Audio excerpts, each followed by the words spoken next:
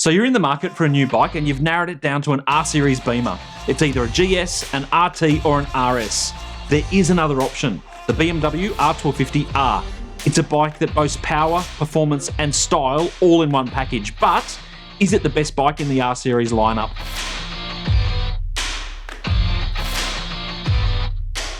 The BMW R1250R is a bike that really seems to have slipped under the radar, much like the R1200R before it. There's a lot to be said for looking at this bike if you can only have one bike in the garage, because it really is a jack of all trades. It's nearly as good as the other three at certain things. I don't know this from simply riding a press bike for 2 weeks. I know it because I used to own a 2015 R1200R, and when I sold it a couple of years ago, it was a decision that I immediately regretted.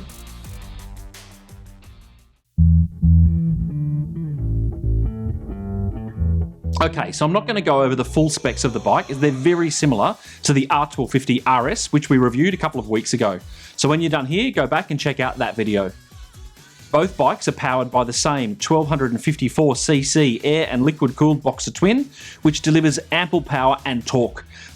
The bike's shift cam technology has a seamless power delivery that is both smooth and efficient, with plenty of low-end grunt, and a unique sound signature that is characteristic of BMW boxer engines.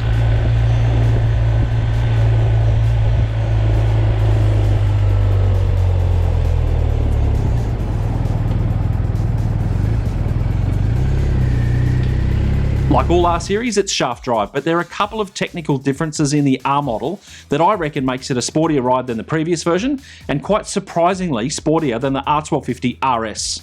First up, the weight. It's 4 kilograms lighter than the RS, coming in at 239 kilograms wet, and 10 kilograms lighter than the GS. Okay, so it's not a massive difference, but it does mean you can have a second pie at lunch and still have a lower power to weight ratio than your mates on their RSs and GSs. It has the same seat height at 820mm as the RS, but it has a significantly shorter wheelbase at 1,512mm. The steering head angle is the same at 61.7 degrees, but it has a larger wheel caster than the RS, 129.6mm as opposed to 114.8mm.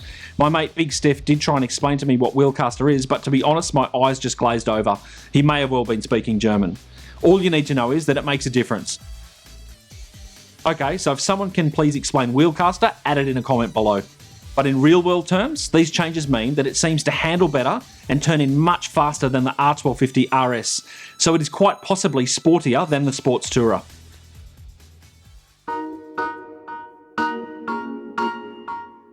So first up, it was a really familiar bike to be on. It didn't really feel that much different to my R1200R when I first jumped on it. Then I started it up and cracked the throttle and quickly worked out that this is a completely new boxer. It felt a lot more lively than my R1200R, and I just love that low centre of gravity that boxers are known for. I don't know why it is, but I always find that nakeds like this generally have a much lower wind noise than bikes with a screen. It was noticeably quieter than when riding the R1250 RS with very little wind buffeting and noise in my helmet. The level of tech on this bike is excellent, the rider modes are wonderful, but just like my old bike, I left it in dynamic engine mode and dynamic suspension. The cruise control works perfectly and I love the heated grips and the heated seat. It means that this bike is a very capable companion year-round as either a commuter, a tourer, or even when riding 2-up. Now I want to thank the sponsor of this video, Australian Motorcyclist magazine. This is a magazine that comes out bi-monthly here in Australia and features some great articles from a mix of motorcycle journos as well as motorcycle enthusiasts, just like my mate, Chris Keeble, the barbering biker. It has regular features like reviews of the latest bikes as well as travel stories and pub of the month. You can check it out online on the website as well as on Facebook and Instagram. So there's only a couple of things that I didn't like about it, but none of them are deal breakers. First up, the quick shifter. It's okay, but it's nowhere near as good as the quick shifter on the S1000RR or Triumph Street Triple RS. It's just a bit clunky. If you don't have a point of reference with the other quick shifters, then I'm sure you'll think it's just fine. But that one on the S1000RR is buttery, and we're just about to get an M1000R, and I imagine that will be phenomenal also.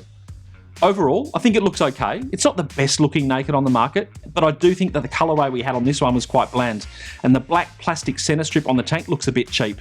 I remember thinking the same about the plastic strip on my R1200R, but I must admit the Cordoba blue colourway of that bike was stunning, so BMW, it's time to bring that colourway back.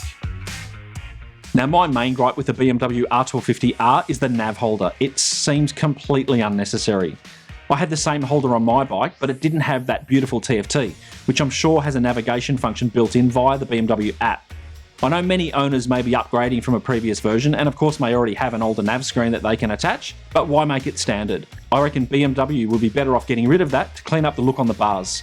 I can only assume they had a heap of components in the warehouse sitting around, so they thought they may as well use them up.